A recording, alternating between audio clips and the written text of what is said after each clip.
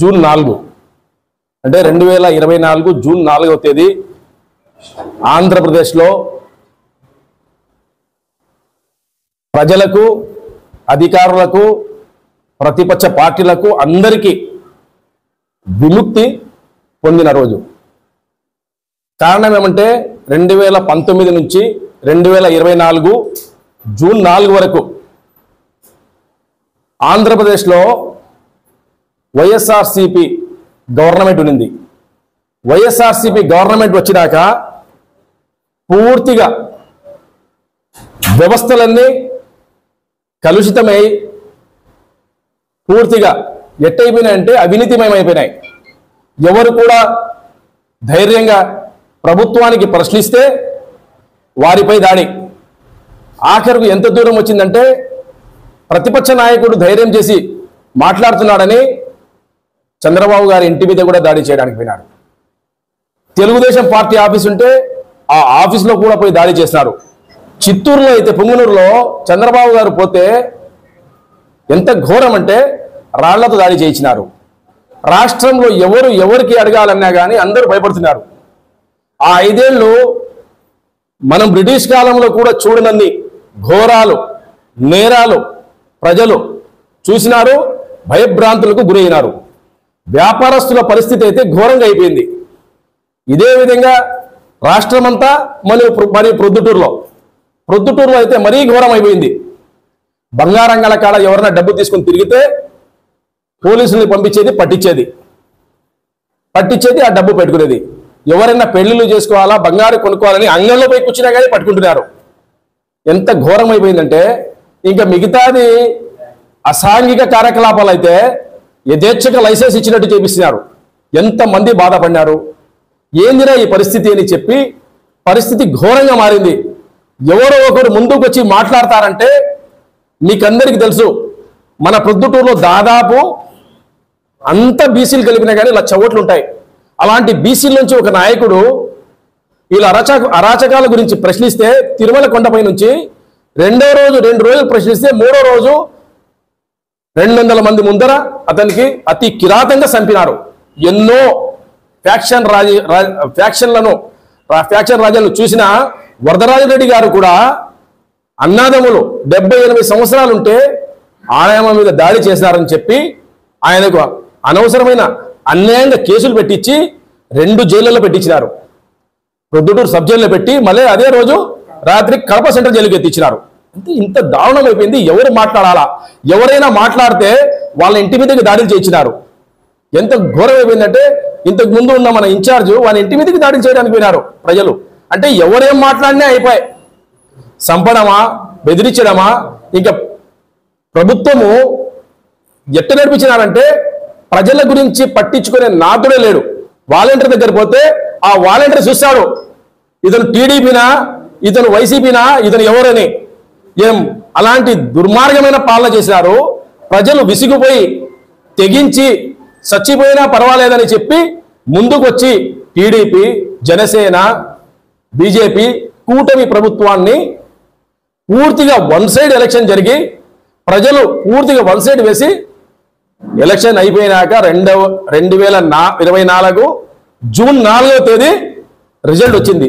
దీనికోసము ఈరోజు మనము దీన్ని విముక్తి దినం అని పెట్టుకున్నాము. కానీ ప్రొద్దుటూరులో ఉండే మాజీ ఎమ్మెల్యే గారైనా వాళ్ళ నాయకుడైనా కానీ వెన్నుపూడి దినమంట. ఎవరికి వెన్నుపోటు పొడిచాము మనము చెప్పమను. వెన్నుపోటు అనేది మీ దగ్గర, మీ నాయకుని దగ్గరనే ఉన్నాయి. ఏ రోజు వెన్నుపోటు అనేది లేదు. మీరు పెట్టిన పార్టీ మీది కాదు. యువజన శ్రామిక రైతు అన్నారు. యువకులకు ఏమి ఇచ్చినారు? మీరు డ్రగ్స్, గాంజాలు ఇచ్చినారు. శ్రామికులకు అసలు ఆంధ్ర బ్రాండ్ అయిపోయి ఏ ఒక్క పరిశ్రమ రాలే. రైతులకు ఏమి ఇచ్చినారయ్యా? సబ్సిడీ లోన్లు ఏమైనా ఇచ్చినారా? మీరు ఒక్కటి ఇలా ఎంతసేపు ఉన్నా కానీ మీరు ఇచ్చిన హామీలు ఏం చేస్తాము, ఏం చేసినాము, ఈ సంవత్సర కాలంలో చంద్రబాబు గారు ఏం చేశారు అది కూడా చెప్తాము. ఈ నడమ అయితే రాచమల్లు శివప్రసాద్ రెడ్డి నోటికి అద్దు అతుపు లేకుండా పోయింది.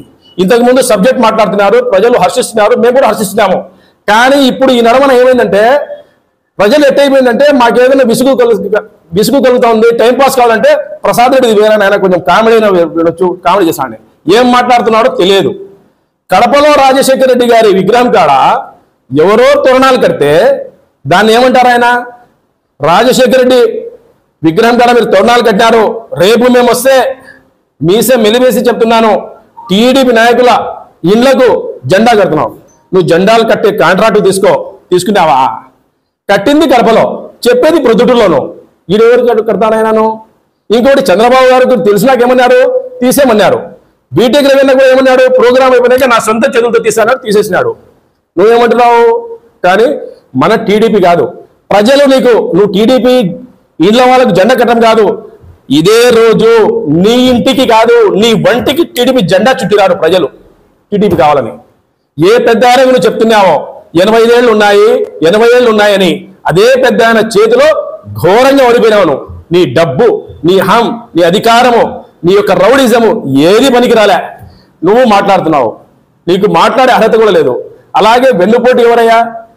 ఇది తెలుగుదేశం పార్టీ ఎన్టీ రామారావు గారు పెట్టిన పార్టీ. ఇంతవరకు ఎన్టీ రామారావు గారు మా ఫోటోలో కానొస్తారు.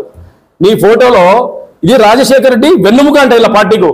రాజశేఖర రెడ్డికి అభిమానించే వాళ్ళు ఎవరన్నా కడప జిల్లాలో ఉన్నట్టే వాస్తవంగా అందరూ అభిమానిస్తారు. ఆయనకి ఏడ అవమానం జరగలే. నువ్వు రాజశేఖర రెడ్డి నీకు ప్రాణము వెన్నుముకనా? రాజశేఖర రెడ్డి సార్ ఉన్నప్పుడు ఈ పార్టీ ఉన్నిందా? ఎవరిది ఆ పార్టీ? అది శివకుమార్ది.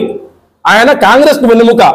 నీకు ప్రాణమా? నీకు ప్రాణం అయితే 2009లో ఆయన చనిపోయేటప్పుడు నువ్వు ఏ పార్టీలో ఉన్నావు? టీడీపీలో ఉన్నావు. నువ్వు వెన్నుపోటు పొడిచిపోయినావు. నువ్వు వెన్నుపోటు గురించి మాట్లాడతావు. నీకు వెన్నుపోటు కాదు, ఈరోజు నువ్వు వెన్నుపోటు తినమనుకుంటున్నావు. నువ్వు అట్టే ఊరికే ఉండకపోతే గొడ్డలిపోటు రోజు కూడా జరిపిస్తాం మేము. వివేకానంద రెడ్డికి చంపింది మీరే, ఆ రోజు కూడా జరిపించాలా? మీరు చెప్పిన హామీలు నెరవేర్చలేదు, ప్రజలకు వెన్నుపోటు పోసినారని ప్రజలు మీకు ఇచ్చే శిక్ష విధించినారు. ప్రత్యేక హోదా తెస్తా అని చెప్పి 2019 ఎలక్షన్లో పూర్తి వాగ్దానాలు తిరిగినాను, తెచ్చినావా? వారంలో సిపిఎస్ రద్దు చేస్తా అన్నావు ఉద్యోగులకు, చేసినావా? మద్యపాన నిషేధం అన్నావు, చేసినావా? మద్యపాన నిషేధం పోయి బాధపడాలా మనము? లేని బ్రాండ్లు కొత్తవి తెచ్చి దాదాపు నాకు తెలిసినంత వరకు 30 నుంచి 50 వేల మందికి లివర్లు ఆంధ్రప్రదేశ్లో పాడైపోయినాయి. ఈ ఉసురు ఎవరు తగులుతాయా? మీరు చేసిన పనే.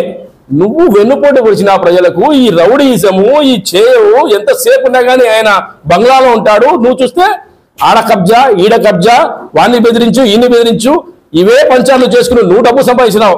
ఒకే ఒక్క ఏమోగా హామీ ఇవ్వకుండా పూర్తి చేసుకుంది, అది నీ ఇల్లు. మిగతా ఏమీ పూర్తి చేయలే. ప్రజలు విసుగు చెంది అప్పుడు కానీ మళ్ళా మనకు టీడీపీ గవర్నమెంట్ వస్తేనే, ప్రొద్దుటూరులో వరదరాజరెడ్డి వస్తేనే ప్రొద్దుటూరుకు విముక్తి, మనమందరం స్వతంత్రంగా లా అండ్ ఆర్డర్ బాగా ఉంటుందని చెప్పి అందరూ చేయి కలిపి, దాంట్లో చేయి కలిపి మనతో పాటు నీ పార్టీలో ఉండే వాళ్ళు కూడా కలిపినారు. ఎందుకంటే చాలా మంది నువ్వు వెన్నుపోటు పొడిచినావు. బీసీలు అంటే లెక్క లేకుండా చేసినావు. నువ్వు ఎమ్మెల్సీ రమేష్ యాదవ్ అయితే నువ్వు మనిషిగా కూడా చూడలే, అతనికి అంత ఘోరంగా ట్రీట్ చేసినావు. నువ్వు అందరూ కలిసి రాష్ట్రం అంతా కలిసి ఓడించినారు మీకు. అలాగే మన చంద్రబాబు గారు చెప్పిన వాగ్దానాలు వాస్తవమే. మనం ఎన్ని అమలు చేసినామో ఈ గవర్నమెంట్ వచ్చినాక ఫస్ట్ చెప్పిన పని మనం ఏం చేసినాము? పింఛన్లు ఇస్తామన్నాము. 4000 పింఛన్ చేసినాము. సంవత్సరంలో 3 సిలిండర్లు ఇస్తామని ఇచ్చినాము. అన్న క్యాంటీన్ బంద్ చేసినాను. నువ్వు సొంతంగా పెట్టిన అన్న క్యాంటీన్ ఏమన్నాను? నేను బతుకున్నంత వరకు, నువ్వు 11 సంవత్సరాలు నేను అన్నం వేస్తాను, ఇవన్నీ చెప్పినావు. పెట్టినావా? నువ్వు ఒక్క పూట పెట్టడానికి అట్లా చేసినావు. ప్రభుత్వం వచ్చినాక మనం ఏం చేసినాము? ఈ రోజు 3 పూటల 5 రూపాయలకు భోజనము, ప్రతి ట్రిప్పుకు 5 రూపాయలు అన్న క్యాంటీన్ స్టార్ట్ చేసినాము. ఇసుక ఉచితంగా వస్తుంది, ఎవరైనా పోయి తీసుకోవచ్చు. యాడ లేదు. లా అండ్ ఆర్డర్, ఎవరు భయభ్రాంతులు గురి కాకుండా వ్యాపారాలు చేసుకుంటున్నారు. ఈ సంవత్సర కాలంలో ఎవరైనా కానీ మా భూమి కబ్జా కానీ, మాకు బెదిరిస్తున్నారు కానీ, మా దగ్గర డబ్బు ఏంటని కానీ ఒక్క కంప్లైంట్ చూపించు. ఇది చంద్రబాబు మార్కు, ప్రొద్దుటూరులో వరదరాజరెడ్డి మార్కు. టీడీపీ జెండా ఎగరనేవు, ఎగిరిందా?